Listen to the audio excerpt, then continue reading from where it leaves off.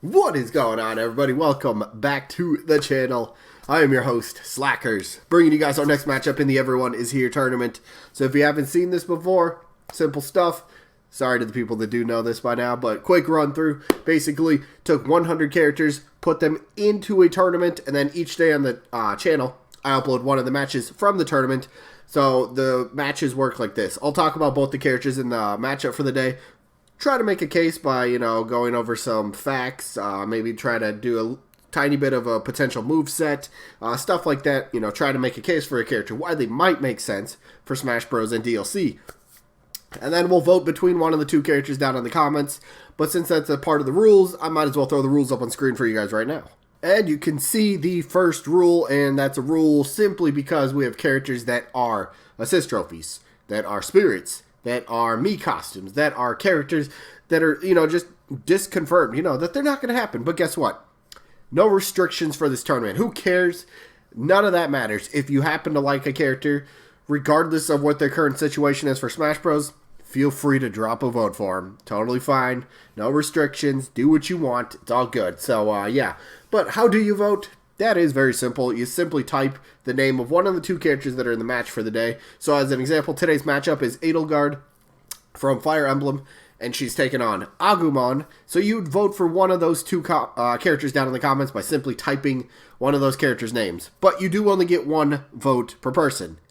But you are allowed to vote for both characters if you happen to really enjoy both the characters and want to see them as DLC characters. Or if maybe you just can't decide who you want to vote for, you can totally vote for both. Completely fine. But remember, one vote per person. Rest of the rules. Double elimination tournament, meaning any character has to lose twice before being officially eliminated.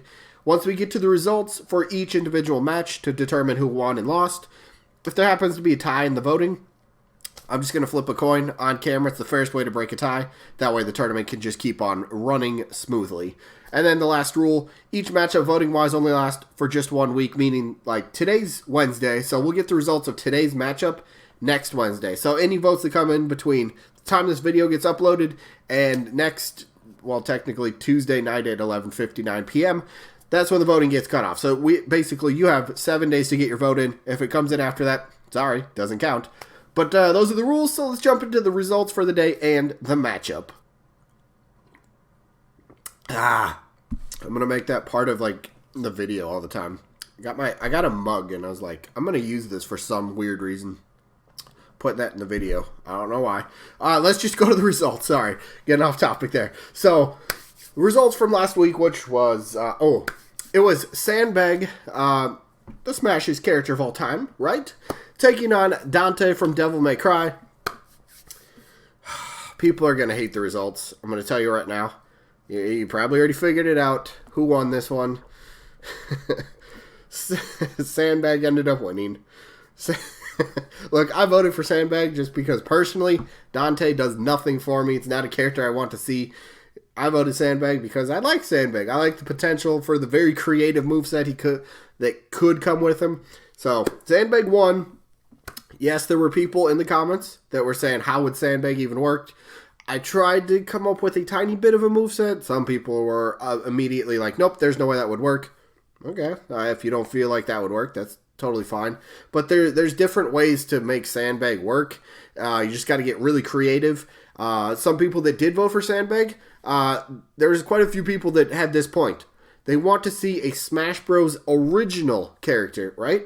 Like, Smash Bros. Is made up of so many characters, first party and third party.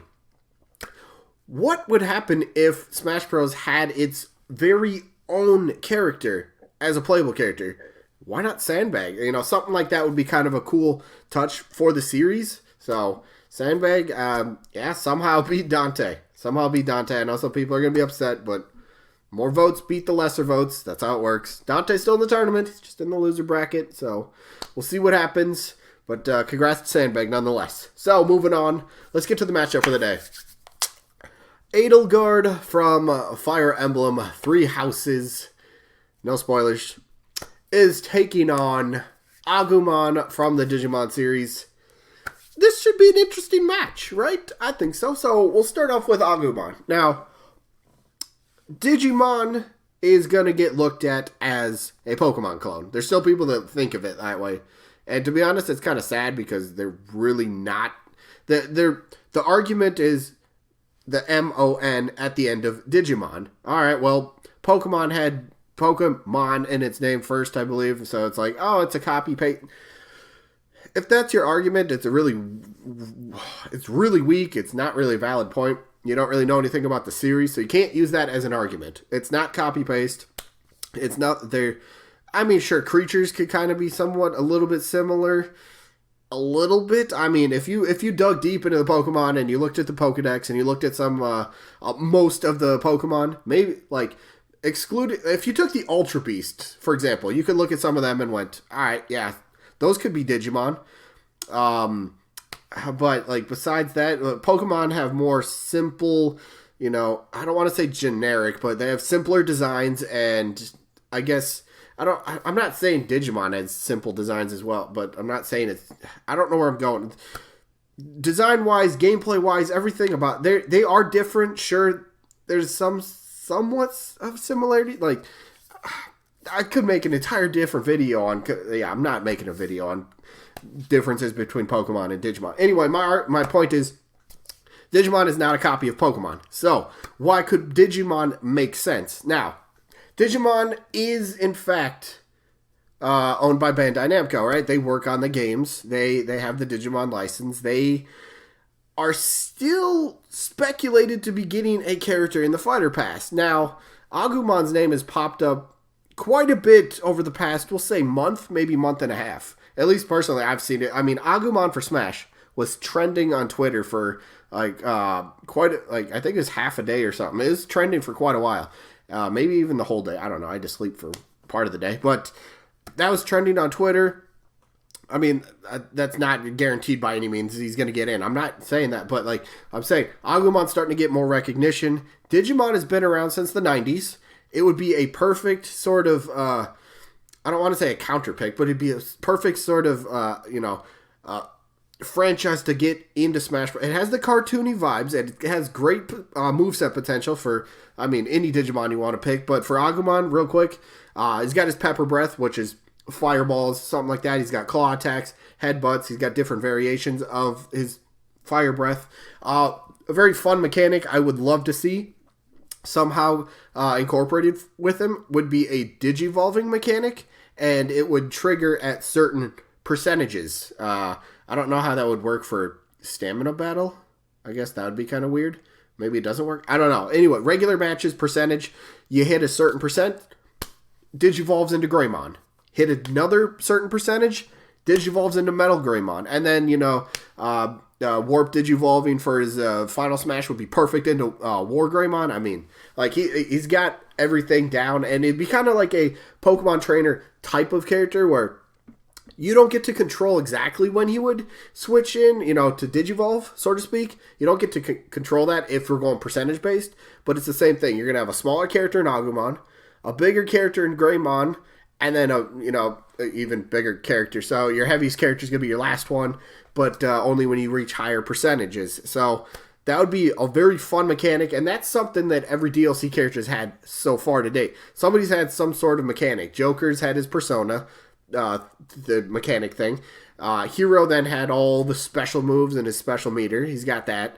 Banjo, you could say the gimmick was the golden wing thing. Pretty much, that was it. And then, I was about to say Terry. No, I was about to say Ken. I mean Terry. Terry has his inputs and, to represent fighting games and stuff like that, which is really cool. But he's got all sorts of, he has a sort of a gimmick as well. So I don't think it's too out of the ordinary to think that the next character in the Fighter Pass is also going to have some sort of mechanic with it. So Digivolving would be extremely fun. Extremely fun.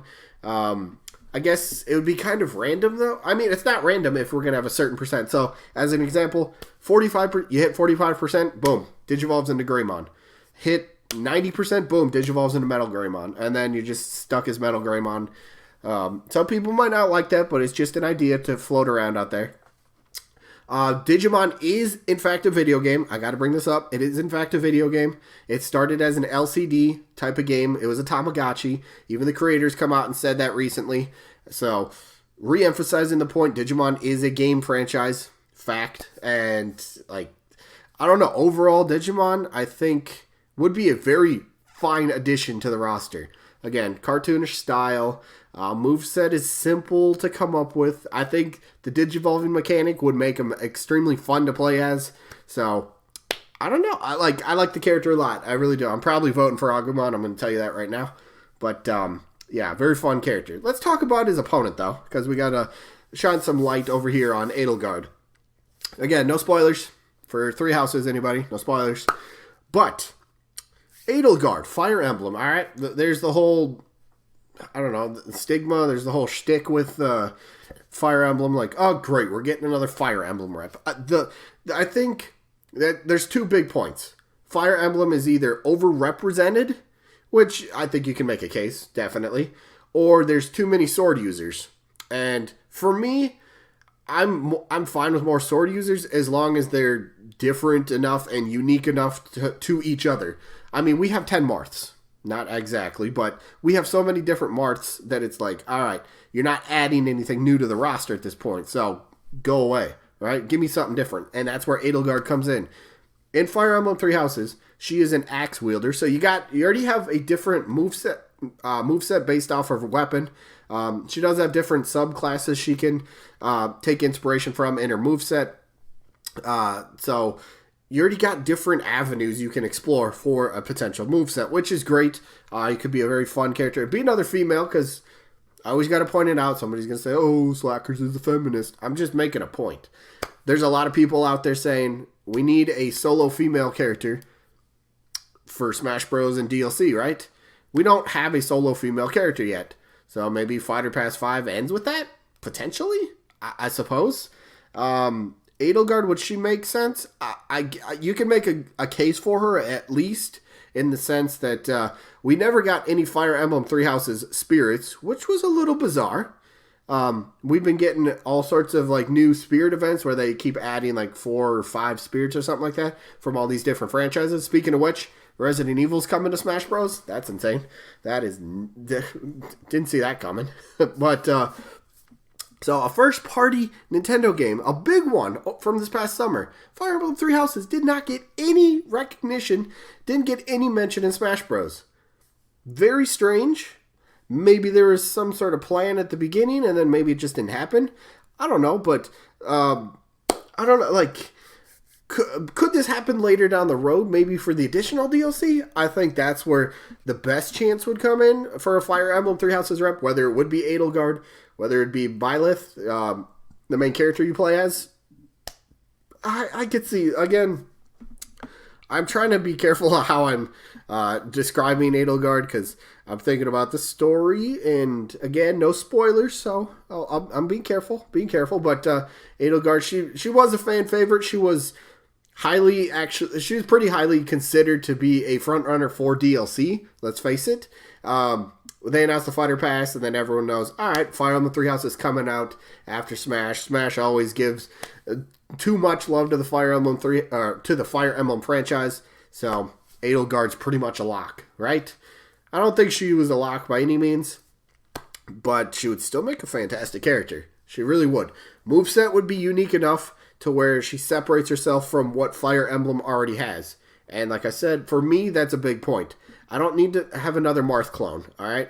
If you're just going to give me that, no, crumple it up, throw it away, get it out of here, give me something different. Give me a trash can that just sits there. Give me Sandbag for all I care. But Edelgard, she's different enough to where I'm okay with that. And I think I have seen a few other people mention, comment something along the same lines that if you could be different enough, at least that's what you can offer, right? Instead of, all right, Marth number 10 is coming to the roster, and this time, that character has green hair. Whoa, you really separated yourself that time. So, like, I don't know. Edelgard, moveset, very, very cool. Axe wielder. We don't really have a long axe wielding character, do we? I mean, Simon throws his little throwing axe, but we don't really have a long-handled axe. So I think that you already got a different weapon that's really not represented in Smash. At least I'm not thinking of it off the top of my head, if there is one. So you already got a different moveset. You got first party, which, again, Nintendo's a company. Smash Bros. Does sell on itself, But you got to remember, if Nintendo wanted to make a little extra bank, first party's a good way to go. They'll get all the profits, right? It's all for them. They didn't have to get the licensing for a third party character. They didn't have to do any of that stuff. So little extra money for Nintendo. You know, you never know. Hey, they're a company. They got to make money. They're going to make money off Smash Bros. Anyway, but little extra money, don't put it past them. All right. But, yeah, like I said, for me, though, voting this one is simple. I'm going Agumon. I would love to finally see that Pokemon versus Digimon matchup. Let me finally have Pikachu versus Agumon in a match. That'd be so amazing. That does bring a smile to my face. So, that is going to be it for this one today. Let me know who you guys are voting for. Edelgard or Agumon or both. Excuse me. Sorry. We're getting there. But that is going to be it for this one. So I hope you guys enjoyed as always. So a little sneak peek for tomorrow, which is Thanksgiving. Happy pre-Thanksgiving, everybody. Going to throw that out there right now. But let's get to the match, which is going to be Chris Redfield, which he happens to now be a spirit, I'm pretty sure. Was Chris one of them? I think Chris was one of them. I'd have to double check. Either way, Chris Redfield from Resident Evil in the matchup tomorrow. And he's taking on the Mayor of the Earth, Mike Hager. So we'll see how that matchup plays out. And then we'll get the results of Captain Toad, who took on Spyro. So that should be a fun matchup to get caught up on. But that is it. I hope you guys enjoyed, and hopefully we catch you guys on the next one. Peace out, everybody.